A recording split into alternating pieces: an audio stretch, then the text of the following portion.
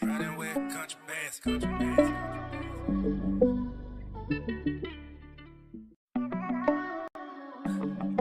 Yeah, I'm stacking them, yeah, yeah.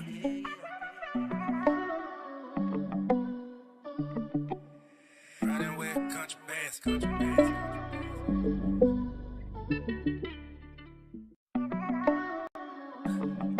Yeah, I'm stacking them, yeah, yeah.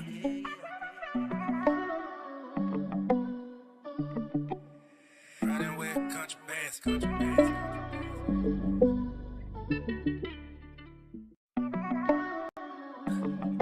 Yeah, I'm stacking them, yeah, yeah.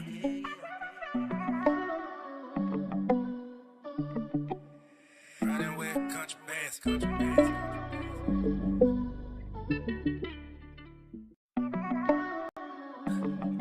Yeah, I'm stacking them, yeah, yeah.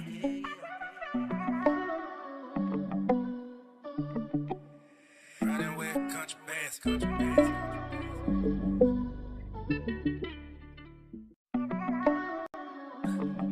Yeah, I'm stacking them, yeah, yeah.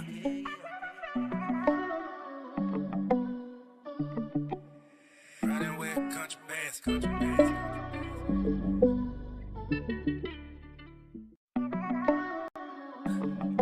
Yeah, I'm stacking them, yeah, yeah.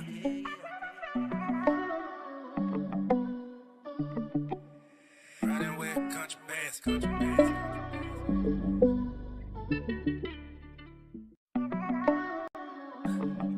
Yeah, I'm stacking them, yeah, yeah.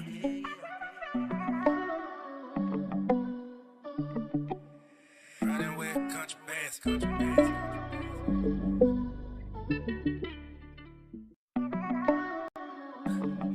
Yeah, I'm stacking them, yeah, yeah.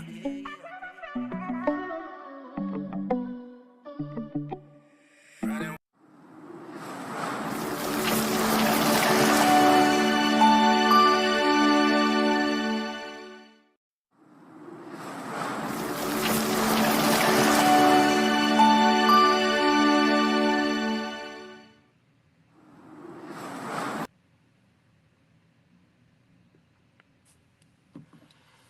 What's going on, everybody? Bitcoin Chris checking in yet again.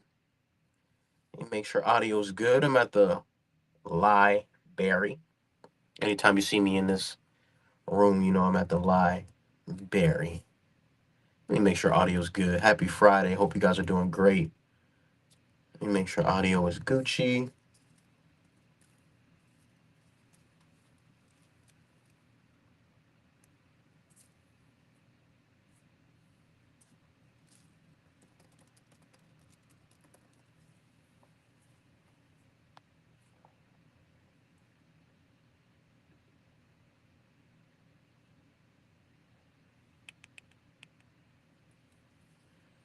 Are we good? Are we good? Audio good?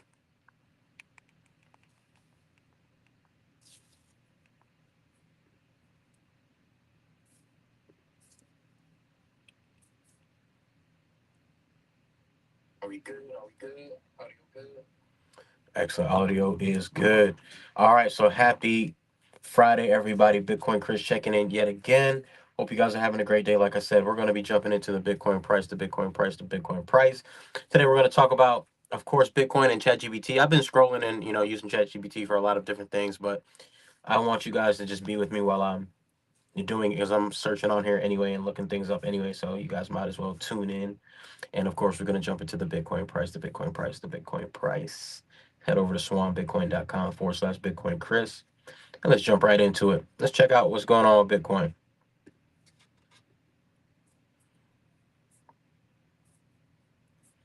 All right, great. Let's see. We're looking at the 1 hour time frame and we have a lower div. Looks like a little divergence here. So we could be coming lower. I have a trade that I probably should close. But we are going to look at this real quick. All right, so in a 1 hour time frame, look at that. How many hours? 1, 2, 3, 4, 5, 6, 7, 8, 9, 10, 11, 12, 13, 14 hours of straight pumpage. What was that? Let's see where that green dot popped up at. Green dot popped up right here.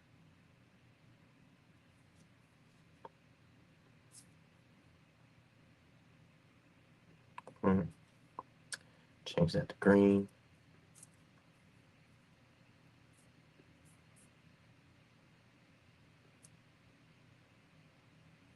All right, so you would have had like a 3% increase, and the high is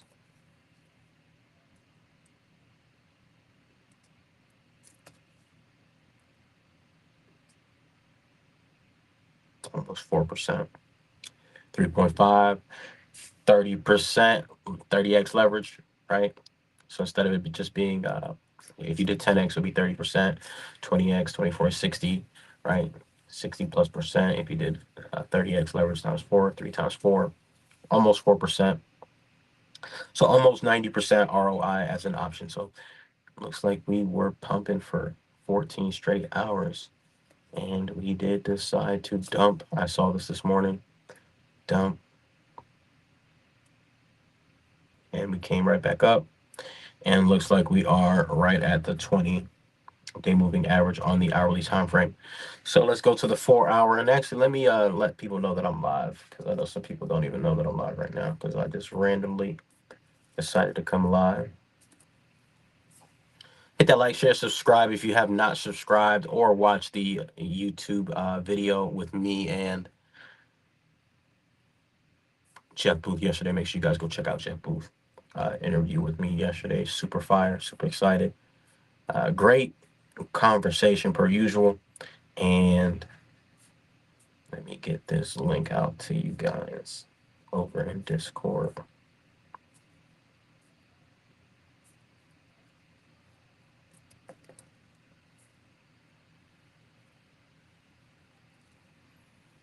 All right, so while that's loading real quick, let me go to the 4-hour, which we are on right now.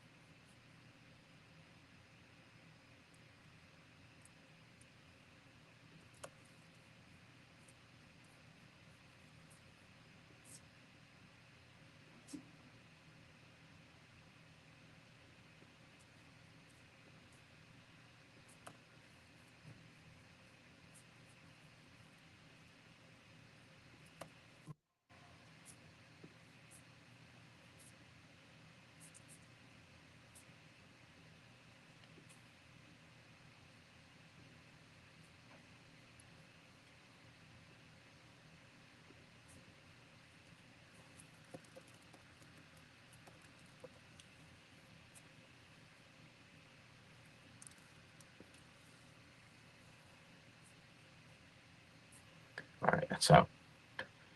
4-hour time frame, we're looking at 98.3 for a, or that 200-day moving average, 97.8, I would say, for an possible area of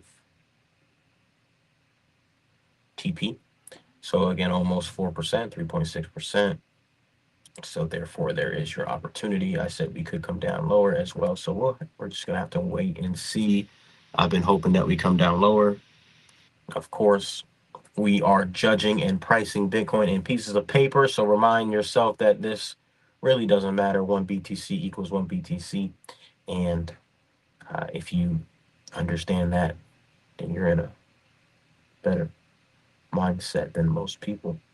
Second level downwards is going to be right perfectly with this target of $86,000, around 86.6, and that is going to be a downside target if we continue a downtrend.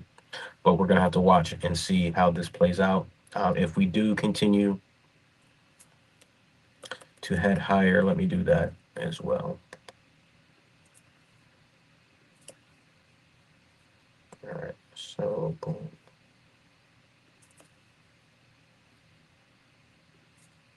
Let me take the highs here, the lows here. and then our target is 101, which we hit here. So from this high to this low, we hit our, which I called, boom, and then now we retraced. So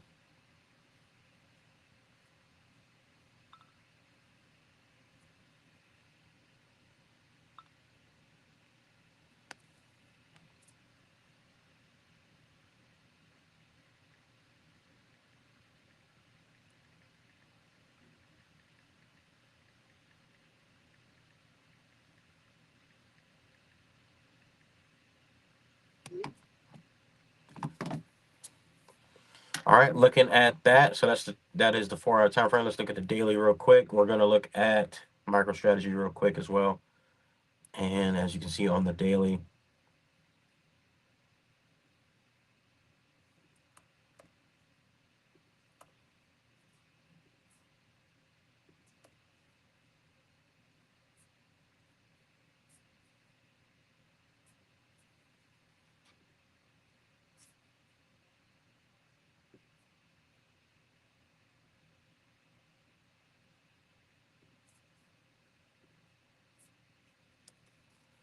our 200-day moving average is coming up slowly, but we have that 74,000 area as an opportunity.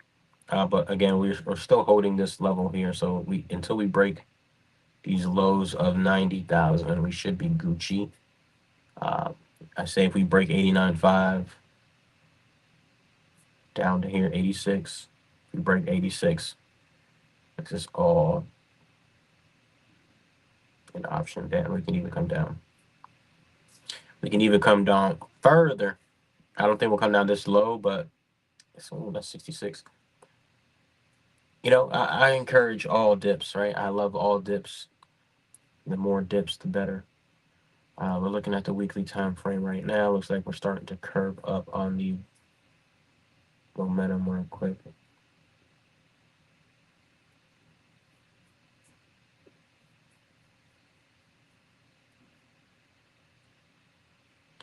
I'm expecting a curve here to possibly get us to come up and come higher.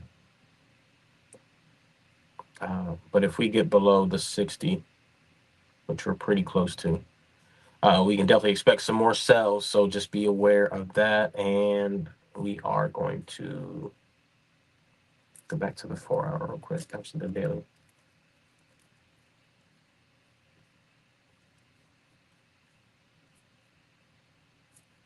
Okay, we got some divergence here.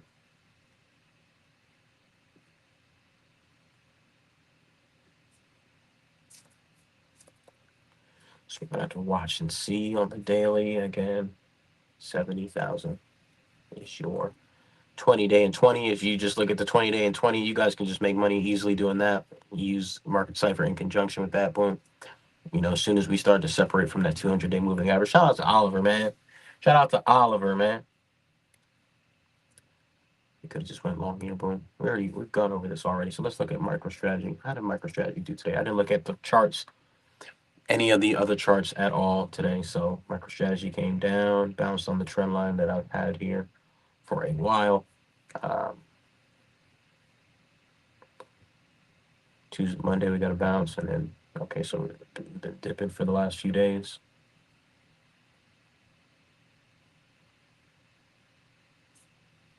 Okay, let's look at the 4 hour.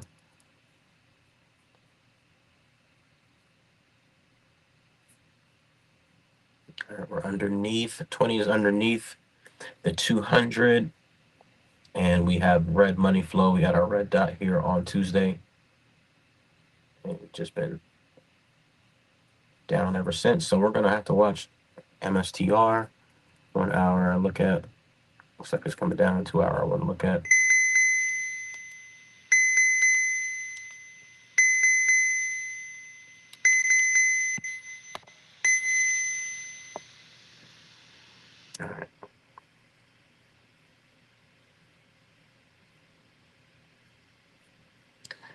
All right. All right. Let's jump into some tweets. jump into some tweets. Let's look at CoinGlass and see what's going on real quick. All right, so let's jump into some tweets in CoinGlass. We'll do CoinGlass first. And we'll jump into ChatGPT, what I've been looking at as well.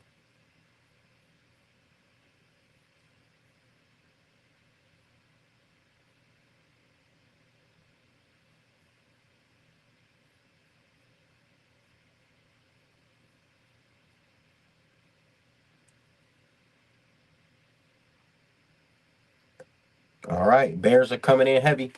All right, so in the last 30 days, we have almost 10 billion, 9.76 billion in shorts to be clapped at $106,000 Bitcoin. If we decide to head lower, $81,000 Bitcoin is your liquidation price for $4.4 billion in longs. I don't think we come down that low, but based on the information and the levels that we were just looking at on Bitcoin, then that lines right up. So that's that. Let's look at the 7-day outlook here. 7-day outlook, we're looking at, again, $9.3 billion in shorts to be clapped at 105. And 7-day outlook for the shorts, almost also 3.05 billion at 83 in the last 7 days as well. All right, let's look at Bitcoin on exchanges.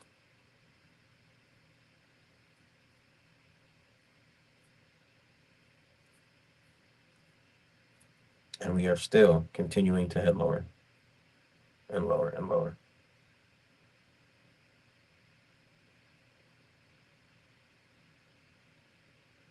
So the 31st, look at that dip. Came down.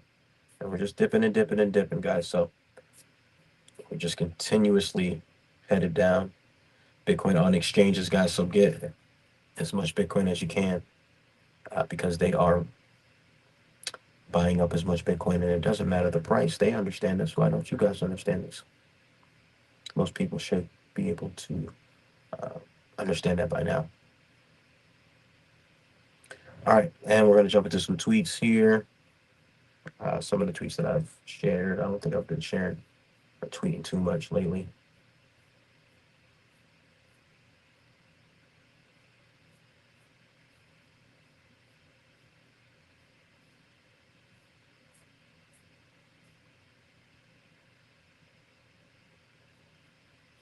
Noster. You guys don't have Noster yet. Get yourself some Noster, guys.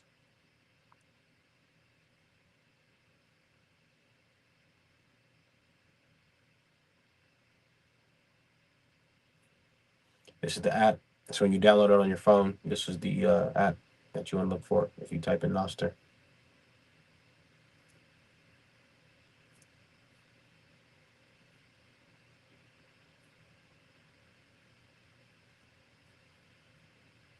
I guess there's no web client for it. I was trying to see it, but it's all good.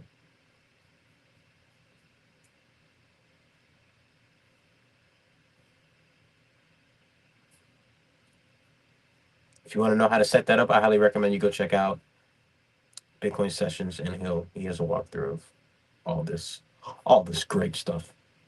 So shout out to Bitcoin Sessions. Do I have any tweets that I want to go over with you guys? I don't think I do.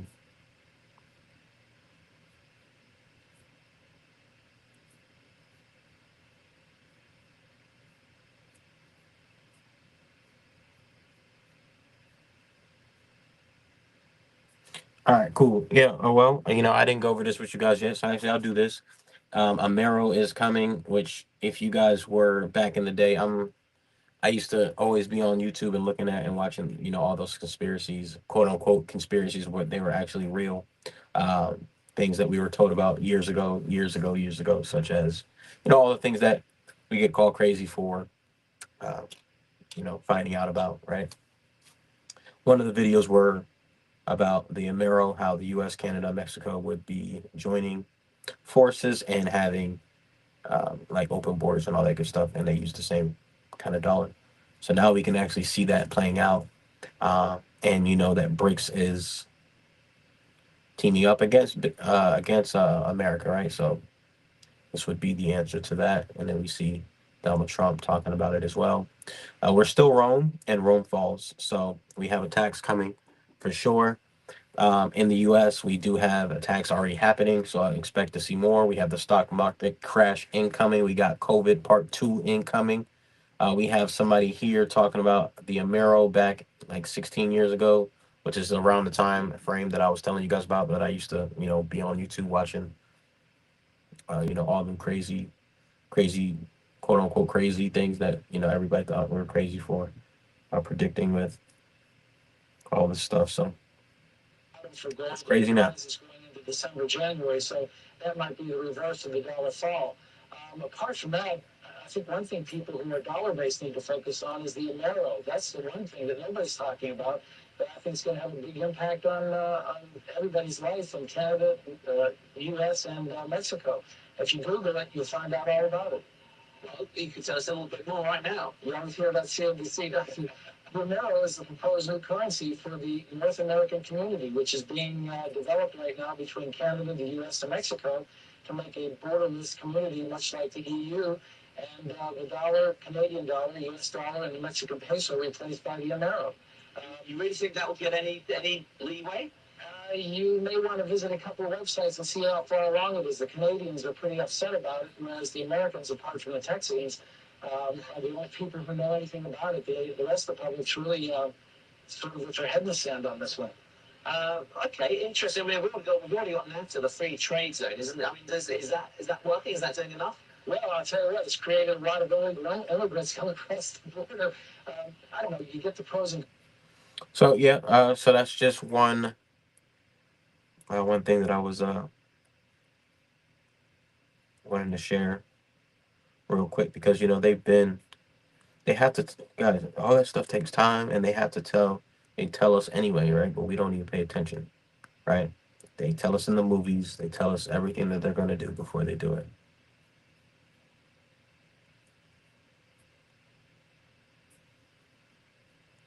All right, so with that being said, that's going to be it for the tweets. All right, so let's jump now into ChatGPT.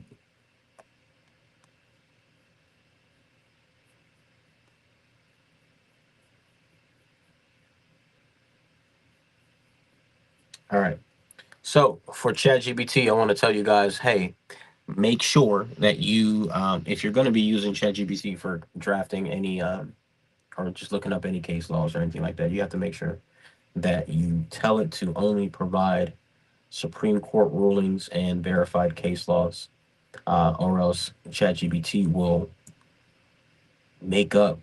It's funny, so let me see if I can actually find.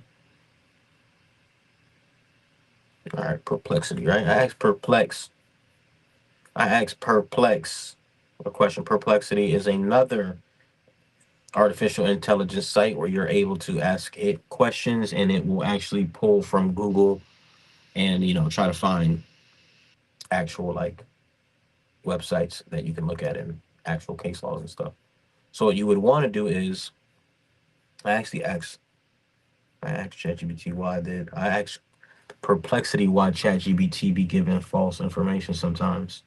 And what it said was, see if I can find it right there.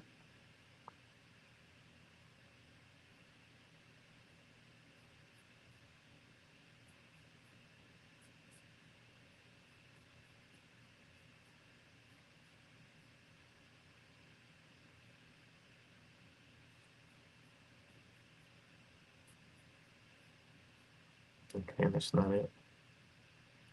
That's not it. Let me see if I can find it. It's basically calling ChatGPT crazy and that it makes up stories, which is funny as heck because I actually responded and I asked ChatGPT. I said, "Hey, yo, oh there it is. Why can't you find cases found by ChatGPT?" So this is what I did, right? because I know I can cross reference and actually find specific case laws and specific things here because it actually searches the web here. You can actually find this is what you would use Perplexity to find like the actual sources for the information that ChatGPT provides to you or does not provide to you, because you can just cross reference and use the information to strengthen your case or to just make sure that you're getting the exact source, or knowing where exact source that it came from, because sometimes ChatGPT won't give you the sources. So what it said was you can't find any cases found by ChatGPT because sometimes generates fake or non-existent cases. This is the issue was highlighted in Meta versus uh, Avianca case, where attorneys cited non-existent cases generated by ChatGPT in their legal findings. The AI tool can produce hallucinations, or fabricate content, including citing non-existent cases, which may be carefully scrutinized and independently, which must be, sorry, carefully scrutinized and independently verified. So this is why I tell you guys, you gotta bully ChatGPT and you gotta know what you're talking about, because again, if not, then it's gonna tell you something that's wrong. I've been saying this since I've started telling you guys how to use ChatGPT or how I use ChatGPT. I said you gotta bully it and you gotta know what you're talking about in the first place, or else it's gonna tell you something crazy, right? So also you want to make sure you ask ChatGPT to give you verified sources, verified case law, verified case studies. And so I was asking ChatGPT why you let Perplexity try you like this, or why you providing fake case laws and stuff. So I'll share that with you right here as well. I said, "Hey chat, Perplex said that you fabricated content, especially for case laws. All right, it's I understand your concerns and would like to address them transparently. My goal is to provide you with the most accurate and relevant information based on your needs, and here's how I handle content, particularly legal references like case law." So I was like, perplexed, said Grimes, because I think I spelled it wrong or I looked for the wrong case. Either way, I said, if you provided wrong information, or if maybe I typed, like I said, I think I typed the wrong case in anyway. So I said, yo, hey, if that case law doesn't exist, because it would provide it as a case law. She said this would be a consider if it's true, right? It would be a serious error. And my goal is to assist you with verified information. So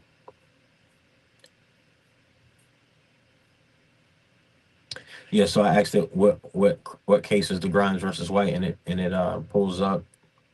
I think it's Grimbles versus White. So I spelled it wrong, so that was on my fault.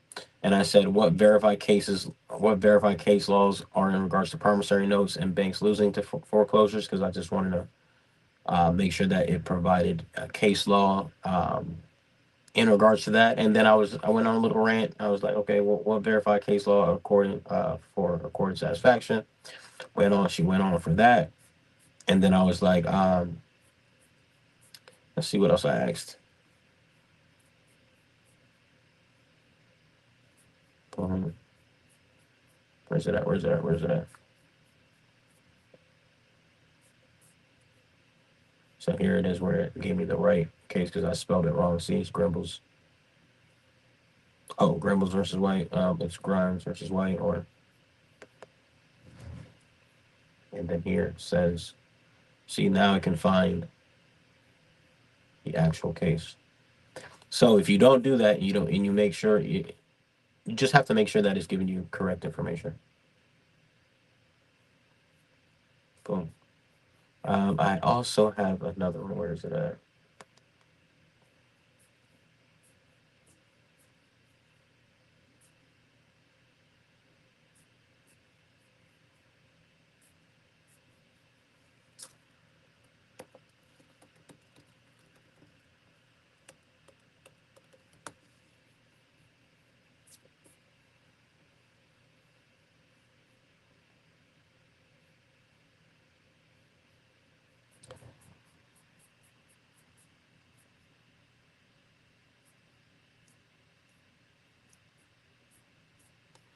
All right. So I was asking, and I don't know where it went. I did ask for.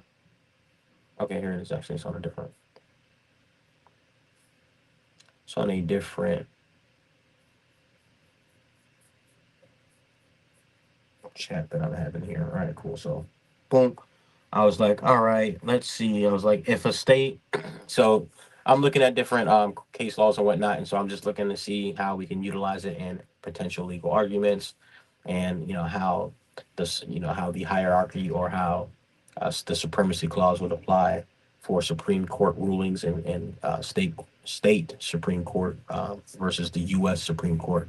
So I just want to go over that here with you guys because I was asking questions in regards to the information that I've already been asking, and I just wanted to make sure that I get verified and program chat to make sure that it only provides verified information, and to make sure that it's giving me the most up to date, current, and verified information. So it provided a bunch of case laws, and I said when the Supreme, because it provided case laws for the state, it provided case Supreme Court rulings, and then it provided some. So you see here, you see how it says Vermont. So I did provide Vermont Cape Court hearings. It provided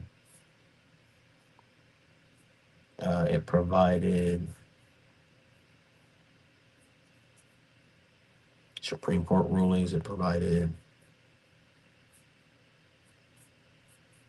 All right, yeah. So basically, I just wanted to see the difference between the Supreme Court ruling and the the U.S. Supreme Court, and just a state court ruling. So yes, I said when the Supreme Court rules on something, there's nothing I can do. Nothing. There's nothing I'm supposed to say to change it. Is that correct? If I brought up this into a lower court or any court, they would have to uphold the Supreme Court ruling. Is that correct? Yes. When the U.S. Supreme Court rules on a legal matter, its decisions establishing binding precedent for all lower courts, including federal and state courts. It is the fundamental principle of the legal system, and it's known as stare decisis, to stand by things decided. So here's how it works. Supreme Court precedents is binding. Binding authority of the Supreme Court is the highest court in the United States. Its ruling on matters of federal law, constitutional or statutory interpretations are final and binding in all other courts. Obligation of the lower courts. The lower courts must follow Supreme Court rulings when deciding cases that involve similar issues. They cannot overturn or discard Supreme Court decisions. So, what the great thing is that I asked it to give, well, it actually gave some examples, right? And it provided some examples, and I asked it for more examples. So it says here, if you argue that a promissory note was invalid due to lack of consideration, and cite Oates versus National Bank, which held contracts found on fraud are void, the lower courts must consider and apply that principle to your case if it's relevant. So, yes, once the Supreme Court has ruled on the matter, lower courts are required to follow its decision. If a court does not, it would be a legal error that could be corrected on the appeal. Using Supreme Court ruling strategically in the case may strengthen your arguments and ensure adherence of to established law. So I said, if a state court has ruled on something, is that also does that also count, or does it need to be Supreme Court? I said, the authority of the Supreme Court ruling depends on the jurisdiction of the case and the legal issue being addressed. So for the state court, it would be pretty much ruling over that actual state or the uh, district or counties binding. But let's just read it. A Supreme Court decision is binding for all lower courts within that state. If your case is in the same state, the Supreme Court ruling is authoritative and must follow by the state's trial and appellate courts. A state Supreme Court ruling is not binding on courts in other states. However, it may be considered uh, persuasive if legal reasoning is strong. It applies to the similar case. So, U.S. Supreme Court precedents again override state rulings on federal and constitutional issues. So, if the Supreme Court ruling has ruled that an issue of federal or constitutional law, that ruling takes precedence over any state Supreme Court decision. State courts must follow U.S. Supreme Court interpretation of federal laws. So, boom. So it doesn't matter, and that's what I tell you guys about. These statutes and these ordinances and these codes for your typical for your state. Like, driving versus traveling. I know a lot of people think people are crazy for doing that, or you think they're quote unquote The S word, sovereign citizens. You can say what you want to say, but it applies the same way. It doesn't matter if the state says that you have to have. First of all, you can't turn a liberty and a freedom into a privilege. So, and you can't charge a fee for it as well. So, if any state decides to do that, you just have to exercise your rights and know that the Constitution is supreme law of the land, and you have to assert those rights and know what's going on and fight for your rights. They're not just going to hand it over to you. You got to take them through it, right? You got to stand up for your rights. And so it's the same thing with the laws, right? With these cases as well. The constitutional. So, U.S. Supreme Court is the hierarchy, and if they rule on it, then it is what it is at that point. Constitutional issues, anything that's infringing on your rights, it there's no justification for it, and it just can't be. It cannot be upheld if you exercise your rights, right? Most people don't know their rights, so they allow judges, police officers, banks, do things that are unconstitutional, right?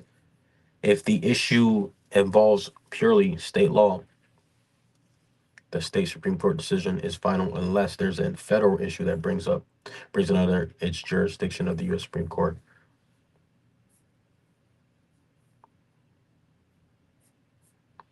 Federal law or constitution, if your agreement involves a federal statute, Truth in Lending, Fair Debt Collection Practices Act, or constitutional principles, aka due process. The Supreme Court decisions are binding on all courts, including state Supreme Courts. So, you know, these are federal acts, federal laws. So it doesn't matter what the state says, they got to follow the federal laws and the federal acts as well. If the matter involves state law and there's no federal question, which means there's nothing that's of a federal statute, the state Supreme Court ruling is final authority unless the U.S. Supreme Court agrees to review it, which is rare, and requires federal constitutional issues to be involved. So that's how you can take these banks to court in the federal courthouse, because if they violate a federal act or a federal law, such as truth in lending, such as fair debt collecting practices, like the Congress created these acts so you wouldn't get abused by these banks, but they still do it because you don't know your rights. And I didn't know them either until I started reading. And when you start to read these laws, it's crazy. And you don't need to be a lawyer to know your rights and to read the law. Very simple. Just read the law. State Supreme Court decision, and then and then flex your rights and exercise your rights. State Supreme Court decisions. If Florida Supreme Court has ruled that a promissory note must meet certain criteria to be enforceable under federal Florida contract law, Florida trial and appellate courts are bound by that decision. If the U.S. Supreme Court has ruled on a federal issue, such as the invalidity of contracts involving fraud, and state and federal must follow it. In state cases, use your state Supreme Court rulings for state law issues. Federal or constitutional issues rely on the U.S. Supreme Court rulings as they override any conflicting state rulings. Combine both rulings if your case involves state and federal issues, ensuring you emphasize the hierarchy of the authority U.S. Supreme Court above the state Supreme Court. A state Supreme Court ruling is binding within the state on matters of state law. However, U.S. Supreme Court decisions take precedent on a federal or constitutional issues and must be followed by all states and federal courts. For the strongest case, align your arguments with the court rulings that are most relevant and authoritative for your specific situation. So I asked it to give me more examples because it did give me one example, and so it gave me more examples. Um, and I was like, okay, well, I don't want to hear nothing the state got to say because. So it gave me a few. It gave me a few state and Supreme Court rulings. So we can read a couple of the Supreme Court because these are a couple of these are dope.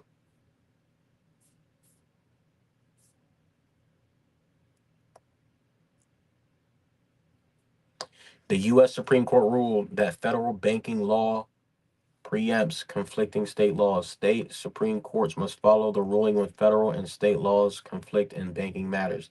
That means if the bank, that means if the state says that the banks can do something, but it conflicts with the actual U.S. Supreme Court or any federal laws that the banks have to follow, then it doesn't matter what your state says because they have to follow the Supreme Court, the law of the land, which is anything that the Supreme Court has ruled in general, or just any acts or laws in general that are that applies to them, right? Because they have to have their charter, they have to follow the rules, right?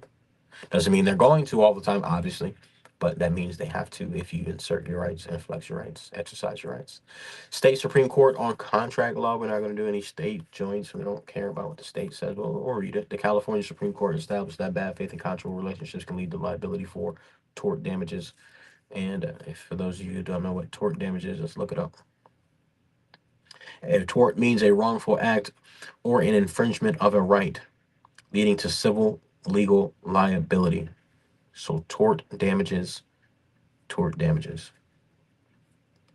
This ruling applies within California, but may only serve as persuasive authority in other states, which we'll touch on that in just a second. The U.S. Supreme Court on constitutional due process. A lot of y'all be on Twitter, on YouTube, thinking that it's okay that the cops are the judge, jury, and the executioner.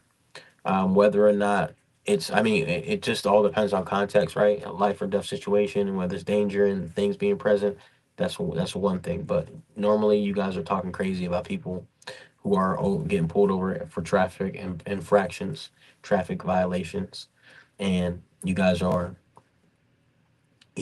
some people, not everybody, some people are just bootlicking and saying that people get their cars towed and they go to jail for no reason, or they go to jail for inserting their rights or telling the cops that they're wrong. Cops have an ego trip, et cetera, et cetera. Right? But there's a due process to these things, guys. There is due process, and let me plug in my computer. It just went out. There is a due process, guys. So due process means that there has to be. First of all, you can't. First of all, there has to be. You have to face your accuser, and there has to be, you're innocent till proven guilty, right? So due process means you have to be tried in a court fairly, and you go through, and then you're proven guilty, and then once you're proven guilty, then you're able to, then they're able to do, give you whatever it is that you need to be served with, right? So you can't just, you can't just be out here judge, jury, and executioner out here thinking that it's a-okay to just like take people's property, tow people's cars just because they don't want to listen to you or because they know their rights, or you know, everything's in context, right? So not saying anything, but to just make sure that you're not rude. Obviously, you got to be smart about it, right? You got to be cool about it. But at the same time, just make sure that you know your rights. That's all I'm saying. Know your rights.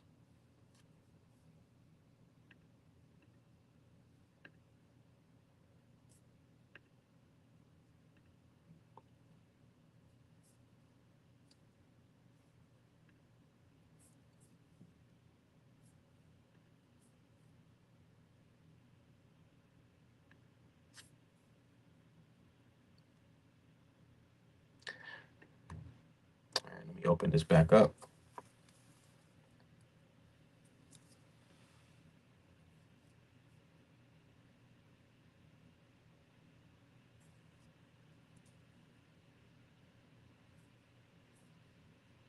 Is this the right?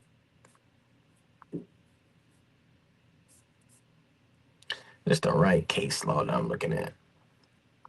No, it's not. Here it is. Cool. All right, so I'm about to wrap this up here. The Supreme Court ruled that seizing property without prior notice and hearing violates the 14th Amendment. All state and federal courts must follow this precedent, overriding any state laws to allow property seizure without due process. You can't be having your stuff taken away from you. The cops can't be searching your car, can't be towing your car without like you can't just be you can't just be stealing people's stuff like that. It doesn't matter if you're a cop or not. It doesn't matter what's going on. It still has to follow process and procedures. And it's the same people crying about, doing the right thing, and then the cops are over here doing the wrong thing, and you're over here just being biased and being a complete hypocrite. But it is what it is. This is 1972.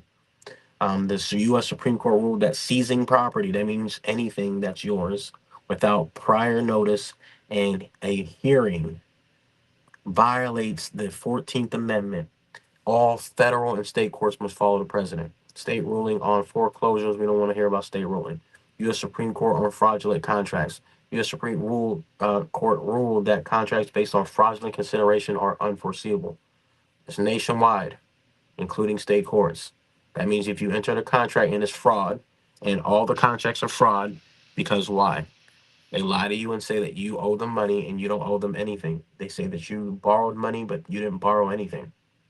The banks don't even give you money to borrow. They can't even lend out money. So how are we the borrowers? They're the borrowers. Remember, I just went over that the other day. 14 USC 12 USC 1431. State ruling on credit card agreements. Let's see what this says. The California Supreme Court ruled that certain arbitration clauses were unconscionable. Unconscionable. Am I even saying that right? Let me say that. Let me get that.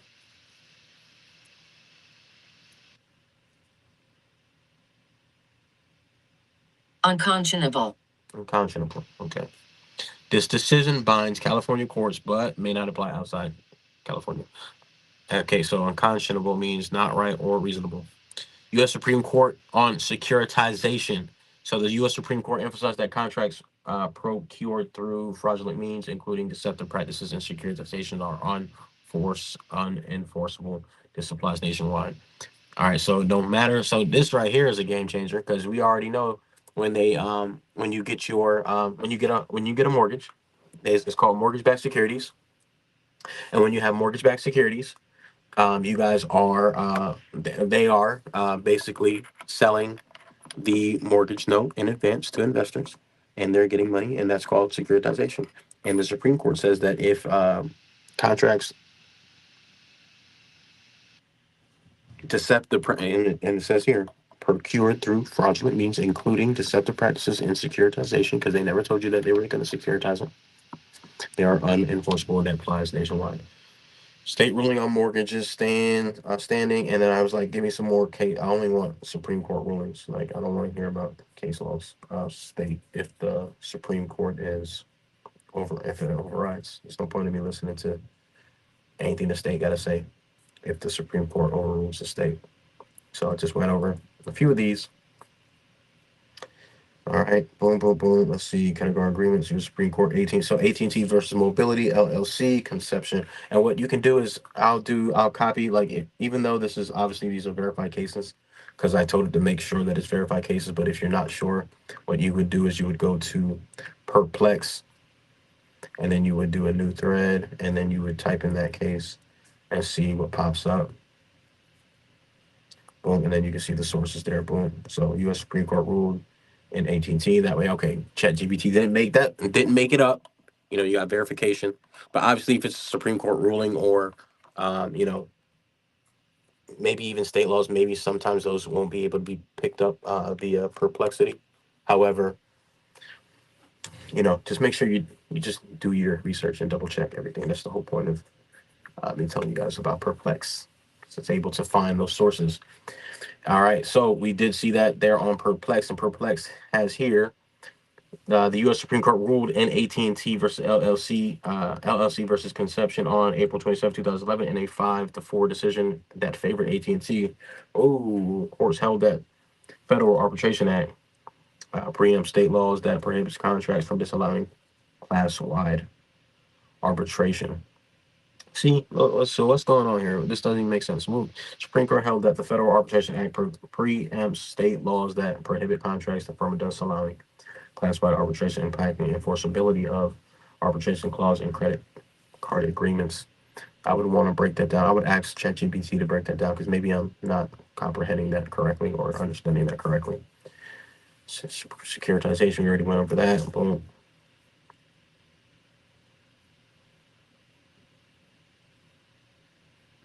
All right, so let's go ahead and just double check this.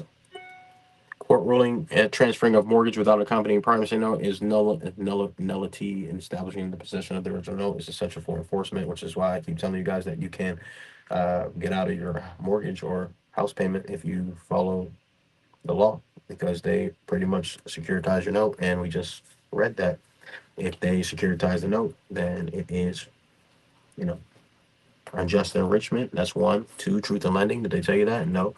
Point three, they can't even enforce the debt if they don't have the note, the original promissory note. And why don't they have it? Because they sold it. It's called mortgage-backed securities. Landmark case, mortgage law established the importance of principles regarding the relationship between promissory notes and mortgages. Boom. Court held that a note and its accompanying mortgages are inseparable. So once they do that, they destroy the note. They destroy the chain of title, basically. And when they do that, they have no rights to enforce that debt, which I've already gone over with you guys in a previous video as well. So,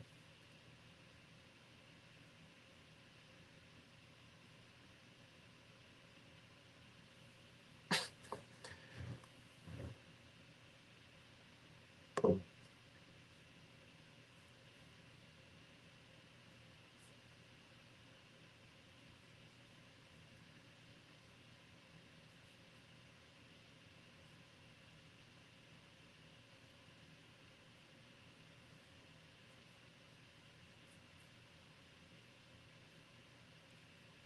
Damn. So this was a good one. Let's see. The Supreme Court held that a promissory note is a negotiable instrument, and that its assignment it carries with the associated mortgage. The case underscores the negotiability of promissory notes and its role in financial transactions. So everybody that's saying that I don't know what I'm talking about. The Supreme Court ruled that promissory notes is a negotiable instrument, and therefore it is as good as its value, which is written on the promissory note. So whatever on the promissory note.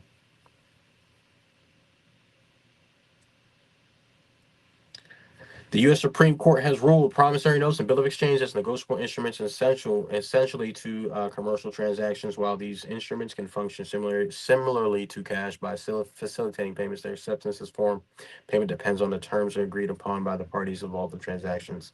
It's important to note that while these instruments are substitute for cash, they're not equivalent to legal tender and may not be accepted in all situations. However, we're not going to go into that now. There's laws saying that, if they're operating in commerce, they got to follow the UCC, which is right here. Boom. There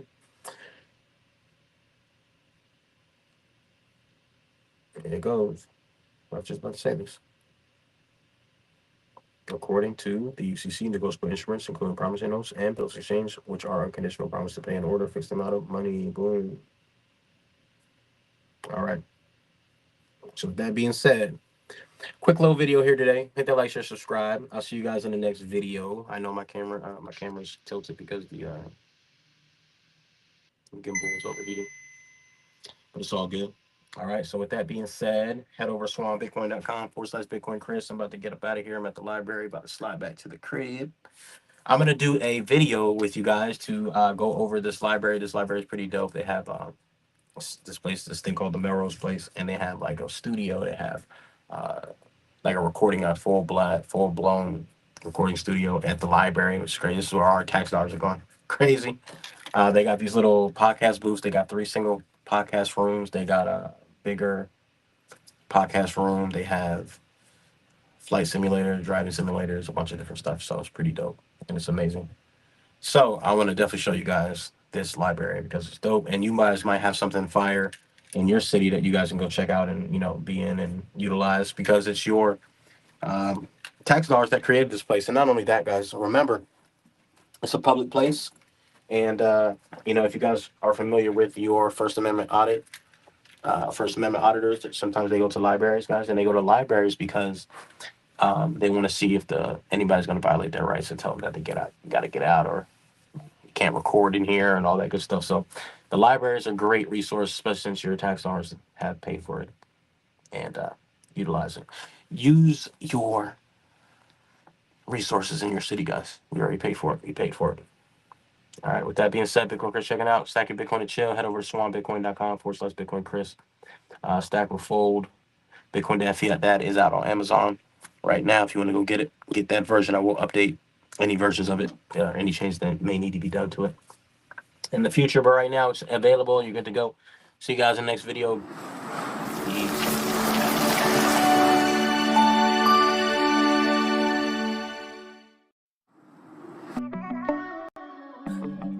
Yeah, I'm stacking them, yeah, yeah.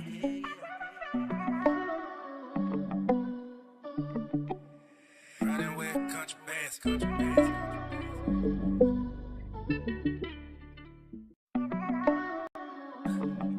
Yeah, I'm stacking them, yeah, yeah.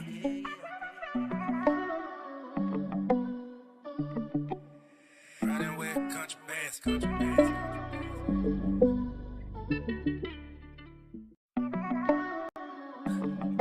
Yeah, I'm stacking them.